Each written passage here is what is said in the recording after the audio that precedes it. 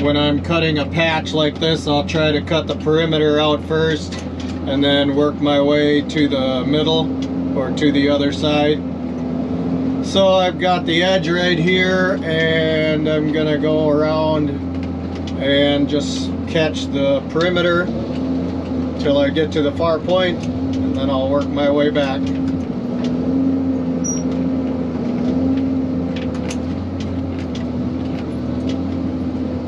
We're up in sand country, so we have a lot of this ugly junk oak everywhere. Pin oak or sand oak.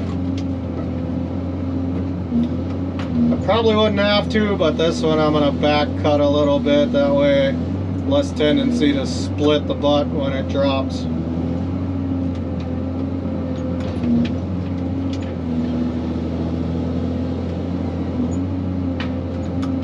And I'm gonna let that one just drop as it goes, find its own path down.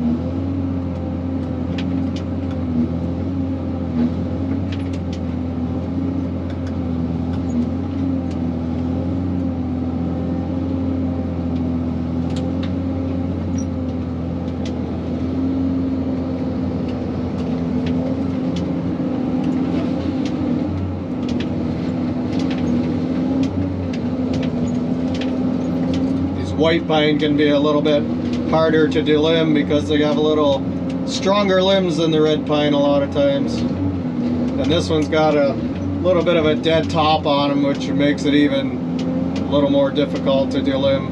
And it's got a big knot right there that I'm working up against.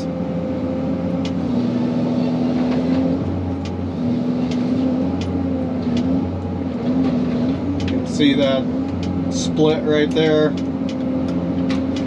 So there's too much on that butt to just cut off, so I'm gonna just angle cut it here, and then I'll see if I cut it enough I can just grab it and peel it off.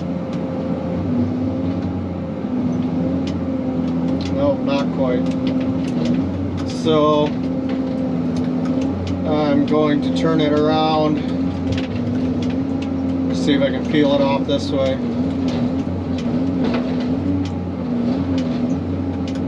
Almost had it cut all the way through, just not quite. So I'm just gonna cut that chunk off, and they can do with it on the landing what they will. See, it's got that red heart in there. I'm gonna show you. See that red heart? That's no good for anything but firewood, or not even firewood. I'm too used to being out west where they use pine for firewood. Pulp, we call it here. So I'm just gonna cut an 8-footer out of that because it's junk. And I can't see that angle here, so I'm gonna check it again and see what we got. It's decent enough. So now I'll cut a log out of that one. They're just straight enough that they can use. I mean, they got some crook in them, but they can still use it as an 8-foot log. That one's got too much crook in it to be good for anything. So we'll throw it over there. Decide how they want to use it when they get to the landing.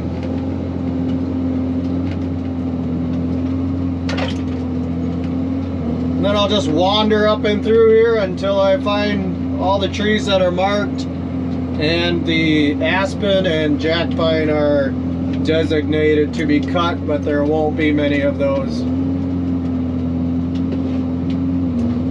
Another pretty nice red pine here. I'm going to notch this one as well. I'll drop it off to my left.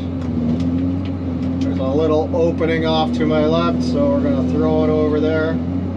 See, that one's cut off completely. Now I'm just going to guide it down till it starts. Let it go. Found its spot perfectly, didn't do any damage anywhere. Now this one's pretty big. I don't know if I'll be able to turn it or not, but I'll see if I can pull it.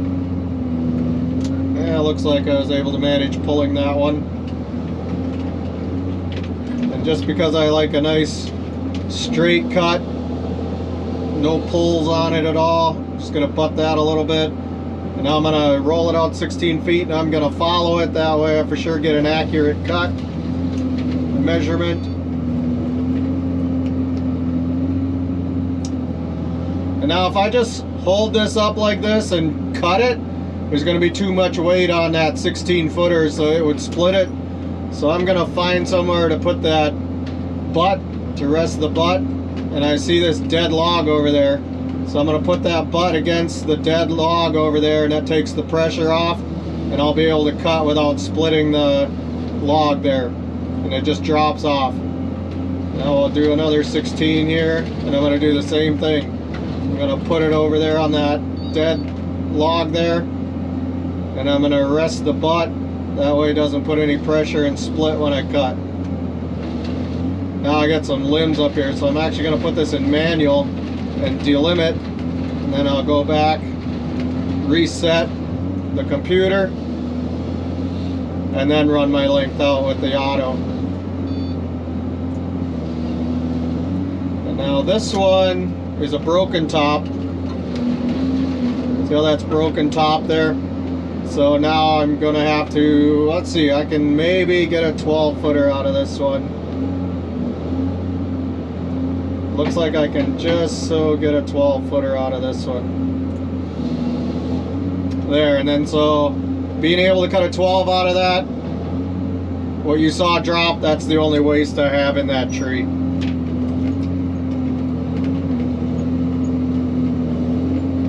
These things are just in the way, so I'm taking them out of my way.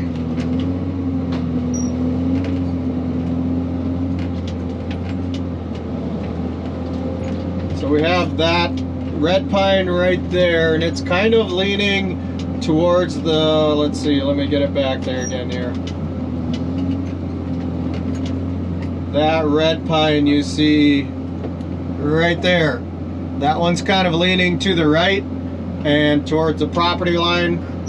So I gotta see if I can pull that the other way. It's gonna be a little difficult, but I'm going to try it anyway. But first, I have this white pine right here. That one's in the way for felling this red pine where I want to. So first I'm gonna do is pull that red pine out of there. Or sorry, I'm gonna pull that white pine out of there. Get it out of my way. And then when I get that one out of the way, I will drop the red pine down into this area, as long as I can convince it to go the opposite direction of its lean.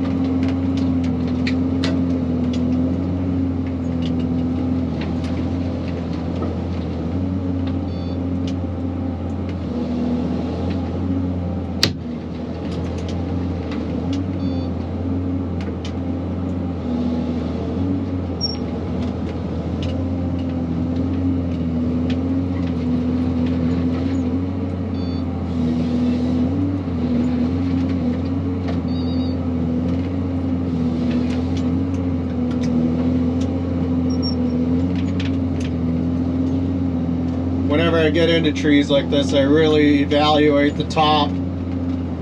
I just take my cab and I'm on self-leveling and cab here, so I'm gonna just see how far up I can tip this cab. I don't know if you can see that top up there or not. That's what I have to convince to go to the left when it's going to want to go to the right. So let's see how this goes. Maybe we'll get a viral moment here where it doesn't go where I want it to go.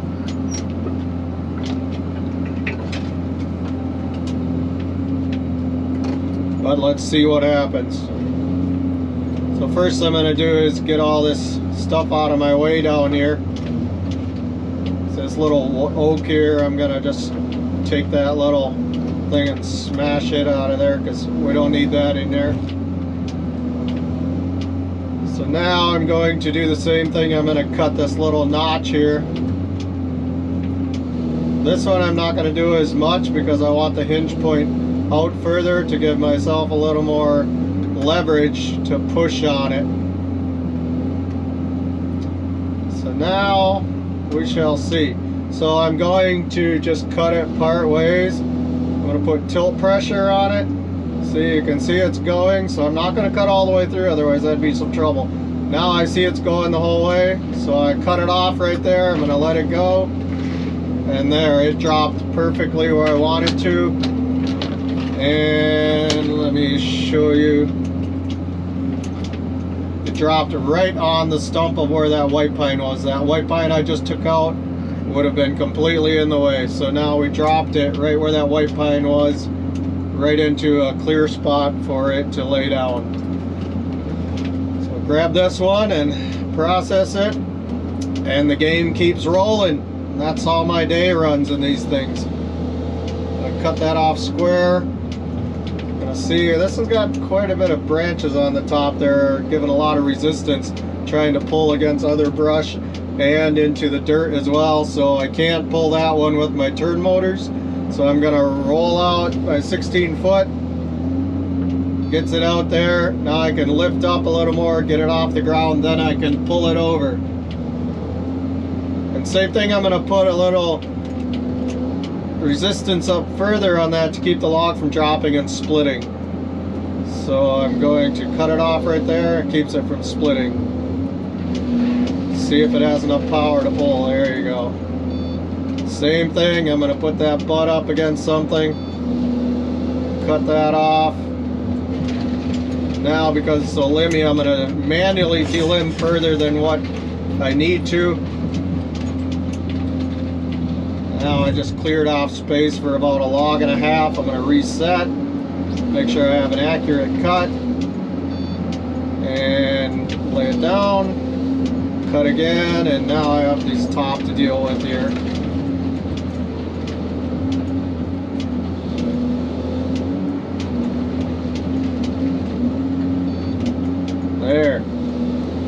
There's a little tutorial for you on how to cut trees in a processor, and now you can go out and get hired as an experienced operator, because you know you're a YouTube warrior now.